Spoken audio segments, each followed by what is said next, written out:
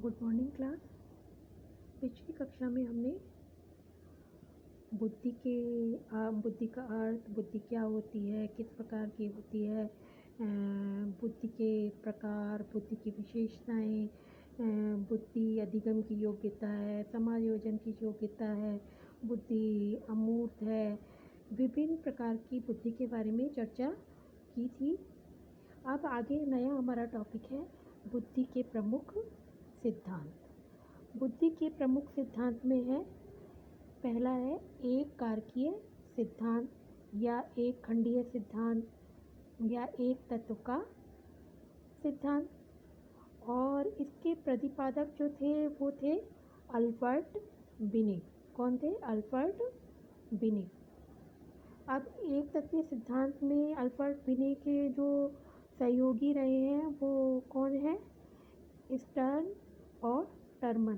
Terman ने आगे चलकर बुद्धि लब्धि का जो सूत्र है वो भी दिया, जिससे हम बुद्धि परीक्षण को माप सकते हैं।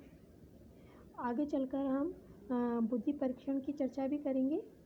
इन सब का कहना था कि सभी में बुद्धि का एक ही तत्व होता है, यानी कि एक ही प्रकार की एक तत्व होता है। ये जो सर्किल देख रहे हैं आप, यहाँ पर ये छोटी सी बिंदु है, वो है एक तत्व है जो ये सब में समान होता है। लेकिन इस सिद्धांत की आलोचना की गई और इन आलोचना का जो आधार था वह था कि सब में बुद्धि एक समान होती है। अब बुद्धि अब एक समान होती है तो सब अलग अलग कार्य कैसे करते हैं? इनके अनुसार बुद्धि अविभाज्य होती, यानी कि बुद्धि का विभाजन नहीं हो सकता, क्योंकि एक तत्व है, सब में एक समान है, तो उसका विभाजन कैसे होगा? तो ये बुद्धि को अविभाज्य मानते थे। बुद्धि व्यक्ति के अंदर उस मानसिक प्रक्रिया का नाम है जिसमें एक तत्व होता है और जिसका विभाजन नहीं हो सकता। अब दूसरा सिद्धांत है दो तत्व का सिद्धांत या द्विकारकीय सिद्धांत या दो खंड का सिद्धांत, कुछ भी कहें। इस सिद्धांत का प्रतिपादन 1904 में स्पीयरमैन ने किया था, जो ब्रिटेन के रहने वाले थे। और इन्होंने बुद्धि में, जहाँ अल्बर्ट बिनेट ने एक तत्व को मुख्य बताया था, यहाँ पर इन्होंने बुद्धि में दो तत्व मुख्य बताए। एक है सामान्य कारक, ये बड़ा सा सर्किल जो देख रहे हैं आप, वो है सामान्य कारक, और ये छोटे छोटे सर्किल हैं वो हैं विशिष्ट कारक। सामान्य कारक यानी कि जनरल फैक्टर, और विशिष्ट कारक यानी स्पेशल फैक्टर। तो इसको सामान्य कारक को GF के नाम से जानते हैं और विशिष्ट कारक को SF के नाम से जानते हैं। अब ये जो सिद्धांत था, ये इन्होंने इस सिद्धांत को मानसिक ऊर्जा की संज्ञा भी दी। मानसिक ऊर्जा की संज्ञा दी और बुद्धि के अन्य सिद्धांत की नींव इसी सिद्धांत को माना जाता है, क्योंकि आगे चलकर हम अन्य सिद्धांतों में देखेंगे कि बुद्धि में कौन कौन से अन्य नए तत्व आते हैं। तो यहीं से जहाँ बिने एक तत्व की बात करते हैं, वहाँ पर इन्होंने अन्य सिद्धांत, बुद्धि के अन्य सिद्धांतों की नींव इस सिद्धांत को माना जाता है। यहाँ पर इन्होंने दो कारक जोड़े, सामान्य कारक और विशिष्ट कारक। अब इन्होंने सामान्य कारक को जन्मजात बताया कि ये कारक सब में होता है। प्रत्येक व्यक्ति में मानसिक कार्य करने की जो सामान्य क्षमता होती है वह भिन्न भिन्न मात्रा में होती है। और दूसरी बात, जो ये विशिष्ट कारक है, इस कारक को अर्जित कारक, यानी कि ये कारक है जो अर्जित किया जाता है।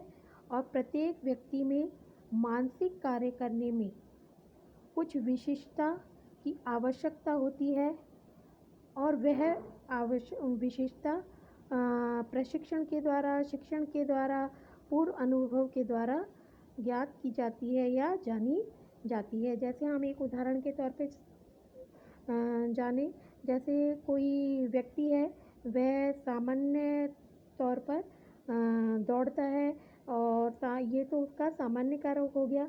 और यही वही अगर कोई प्रशिक्षण प्राप्त करे या शिक्षण प्राप्त करे तो वह एक अच्छा खिलाड़ी बन सकता है या अच्छा धावक बन सकता है।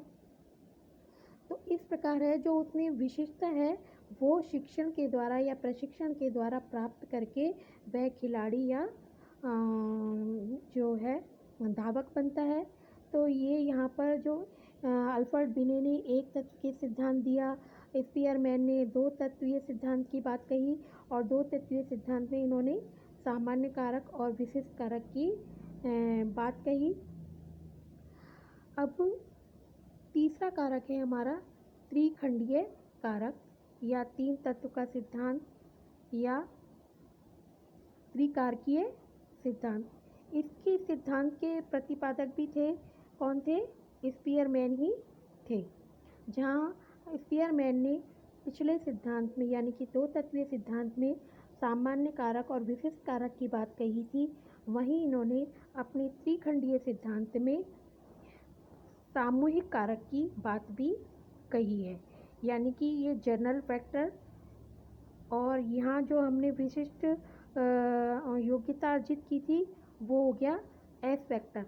अब यहाँ थोड़ा सा डार्क जो सर्किल है वो है सामूहिक कारक, यानी कि जनरल फैक्टर और स्पेशल फैक्टर के बीच ये जो सर्किल है ये है सामूहिक कारक। ये सब में होता है, यानी कि सामान्य और जो स्पेशल फैक्टर है इसके अलावा ये जो बीच में है ये सामूहिक कारक है। ये सिद्धांत स्पीयरमैन ने दिया। अन्य सिद्धांतों की चर्चा हम अगले कक्षा में करेंगे। धन्यवाद।